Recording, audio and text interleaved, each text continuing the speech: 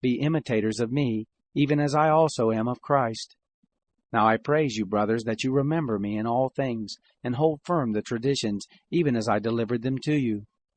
But I would have you know that the head of every man is Christ, and the head of the woman is the man, and the head of Christ is God. Every man praying or prophesying, having his head covered, dishonors his head. But every woman praying or prophesying with her head unveiled dishonors her head. For it is one and the same thing as if she were shaved. For if a woman is not covered, let her also be shorn.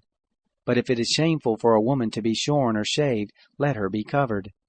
For a man indeed ought not to have his head covered, because he is the image and glory of God, but the woman is the glory of the man.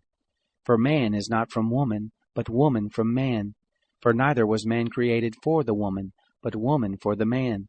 For this cause the woman ought to have authority on her head, because of the angels. Nevertheless, neither is the woman independent of the man, nor the man independent of the woman in the Lord. For as woman came from man, so a man also comes through a woman. But all things are from God. Judge for yourselves. Is it appropriate that a woman pray to God unveiled? Doesn't even nature itself teach you that if a man has long hair, it is a dishonor to him? But if a woman has long hair, it is a glory to her, for her hair is given to her for a covering. But if any man seems to be contentious, we have no such custom, neither do God's assemblies. But in giving you this command, I don't praise you, that you come together not for the better, but for the worse. For first of all, when you come together in the assembly, I hear that divisions exist among you, and I partly believe it.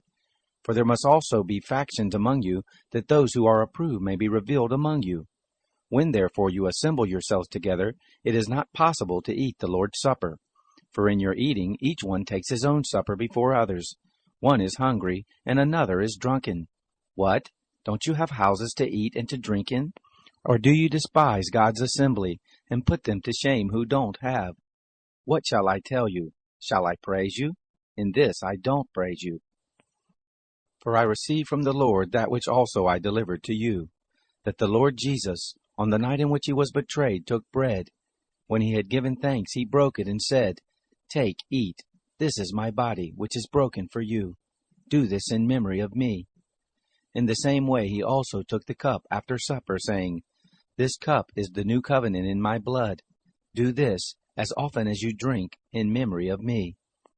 For as often as you eat this bread and drink this cup, you proclaim the Lord's death until he comes. Therefore whoever eats this bread or drinks the Lord's cup in an unworthy manner will be guilty of the body and the blood of the Lord. But let a man examine himself, and so let him eat of the bread and drink of the cup. For he who eats and drinks in an unworthy manner eats and drinks judgment to himself, if he doesn't discern the Lord's body. For this cause many among you are weak and sickly, and not a few sleep. For if we discerned ourselves, we wouldn't be judged. But when we are judged, we are punished by the Lord, that we may not be condemned with the world. Therefore, my brothers, when you come together to eat, wait one for another. But if anyone is hungry, let him eat at home, lest your coming together be for judgment. The rest I will set in order whenever I come.